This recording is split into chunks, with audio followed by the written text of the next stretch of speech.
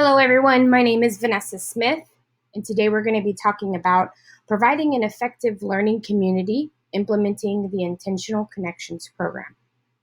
This is something that I felt I should bring to the cabinet level so that way we can implement a more effective learning community for our university. What is our challenge?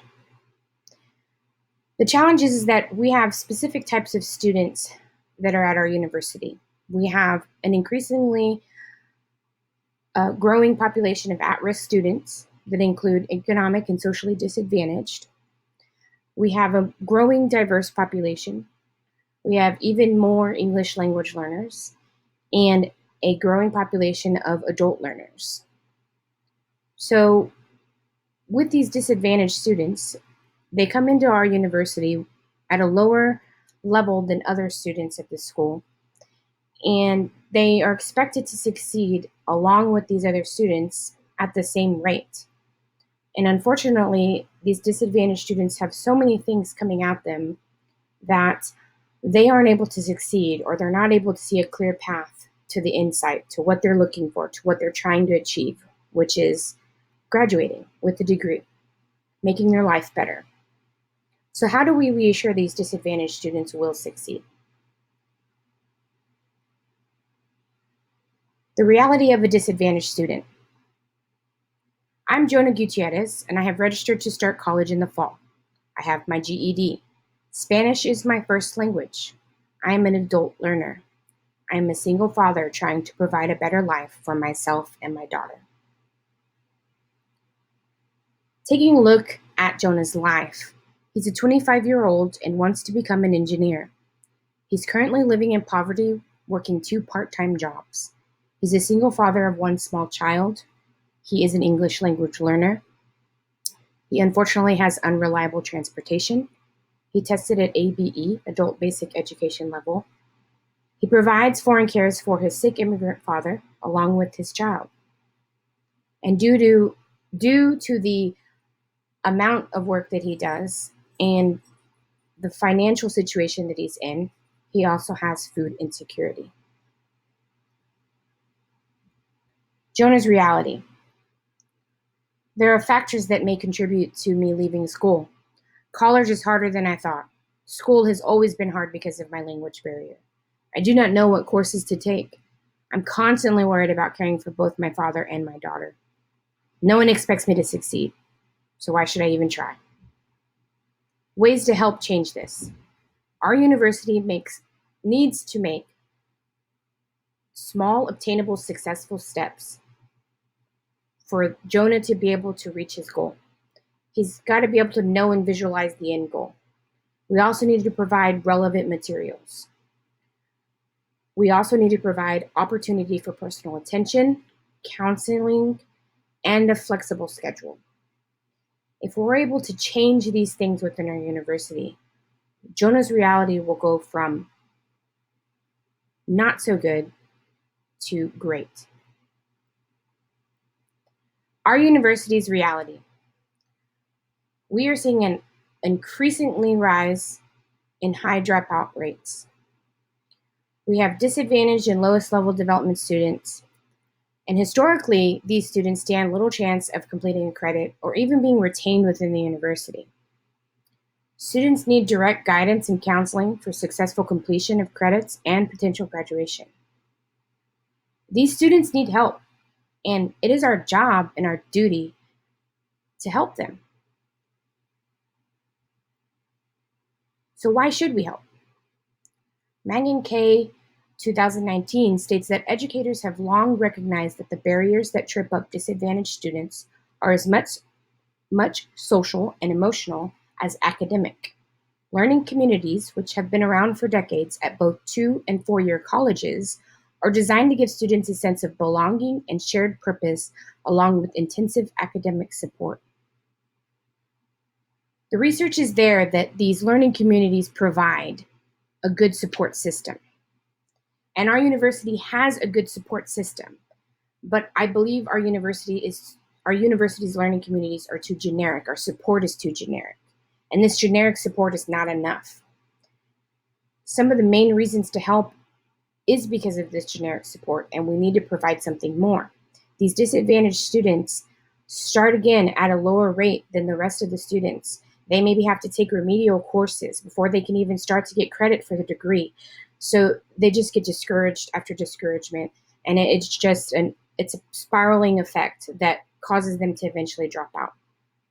So we need to change how we teach these introductory courses. We need to have something geared more towards these English language learners, these disabled veterans, these students that have disabilities like dyslexia. We need to also help students that are adult learners that maybe haven't taken a college course in, or even a high school course for that matter, in 10 plus years. So things have changed and they don't know how to continue and without the proper support. We need to remove the unintended academic barriers. We need to make pathways clearer for these students. They need to have a specific run of course so that way they know exactly what they need to do to see that end goal. We need to invest in properly and professionally trained advisors. So we need to have people that are put in place to make sure that these students succeed. And of course, information is power. So the more information that we can provide these disadvantaged students, the higher rate that they're going to be successful. McMurdy 2018 confirms that college officials often blame poor academic performance on inadequate preparation in public schools. What we found, and it's a hard truth, is that a lot of the fault is our own. Rennick says we overwhelm students with choices. We don't provide information they need in a timely fashion. So we need to get rid of that problem. We need to quit assuming that these kids are coming in and they're just all going to be okay as successful college students. And we need to provide the support and the information that they need to be able to obtain their goal. Menging 2019 also had some great tips for an effective learning community that I think we can implement here at the university. We need to make sure the content within the community's curriculum is integrated so that the skills and subjects students are learning in one course are reinforced in others. Students will engage more deeply with the material, especially if it's relevant to their lives. Spend time training faculty members to work in teams, plan lessons together, share information about individual students. Maybe a student needs a little bit extra help here, and this professor needs to talk to this professor to help that student succeed. This can be a challenge, obviously, because of part-time adjunct professors, but building faculty collaboration is key here. We also need to explore ways to make the benefits of a one-semester program continue. Allow our students to keep the same advisor, encourage them to continue their study groups, and make sure that they leave with a clear, personalized plan that is geared for them. We need to make sure students have easy access to the services they need, whether it's a food pantry, transportation help, mental health counseling. And if need be, we need to be able to walk these students to that place that they need or find someone who can. And we don't need to rely on them to ask for help because in most cases, these students have been doing it all on their own this whole time and they need help. And it's our responsibility as a university to ensure that these students succeed. The Intentional Connections program is by Dr. Goosen out of San Jacinto Community College. And she came up with this program, and I believe that is something that would be very successful in our university. 16-week courses. The students are required to take a student success course. We have courses in reading and writing. They have lots of support. 12 contact hours between the advisors or counselors that are specific for them. We also need to, part of this Intentional Connections program is we have to create a university iConnect Center. This is a one center on campus, and it's basically a hub for connecting the campus and the college. It also can utilize a gateway to other services on campus. Faculty can utilize this center and help recruit students that maybe need the extra help. This center will also have retention specialists involved and hired within this center. And of course, it'll be directly tied to our diverse student populations office.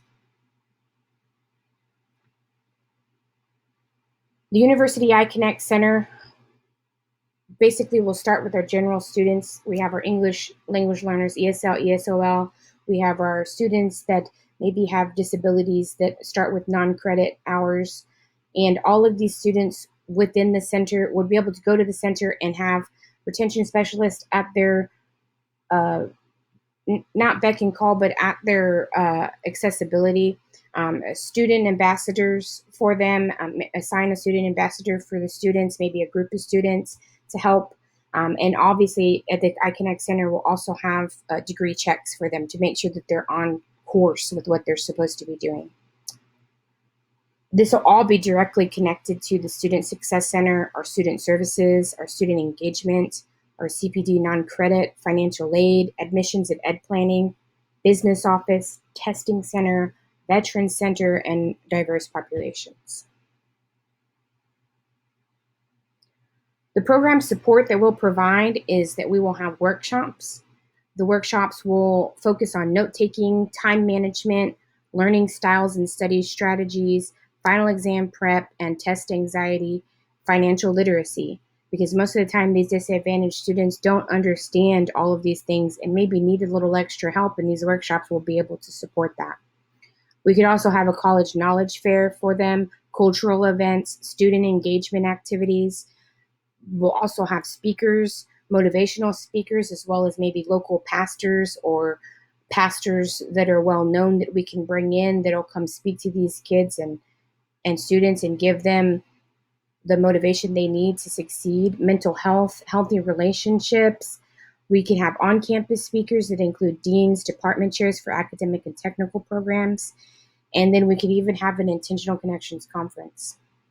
Another thing that we'd like to implement because of our Christian base at this university is to be able to have a student-led Bible study. We could have one of the student ambassadors, and they could have a group of students that could lead a Bible study for these individuals, so that way we have a Christ-centered education for them. What are the pros and cons? Well, the pros are we help our disadvantaged students succeed. We fulfill our Christian duty by helping others in need. We lower our dropout rate. We increase student morale, and student success and accomplishment strive. Some cons are the cost to implement at the very front, but we can utilize people within our university and then only have to hire out for specific things. Disadvantaged students continue to fail is a con, and we also have a dropout rate that does not improve. My recommendations of implementations for this plan is to create and hire a team of qualified individuals to begin the workings on the Intentional Connections program by the end of summer of 2019. I'd also like to be able to create and design introductory classes, workshops, and set up speakers by spring of 2019. Within that, we need to retrieve data of our disadvantaged students and group for program purposes by spring of 2019. By the summer of 2020, we'd like to have a specific location for our iConnect Center and be able to supply that by the summer of 2020. So that way we are geared and ready to go to launch our first class of the Intentional Connections program in the fall of 2020. I thank you for your time, and I feel that this program is something that is very important and imperative to the success of our school and the type of support that we provide for not just students, but all students at this school, including our disadvantaged students that need the extra help. It's not so much to hold their hand, it's just to provide that extra support that they need, because we don't know what these students are going through on a daily basis, but we know that we're here to help them succeed. These are a list of references that I used, and I thank you for your time. If you have any questions or concerns, you can get a hold of me at any time. Thank you.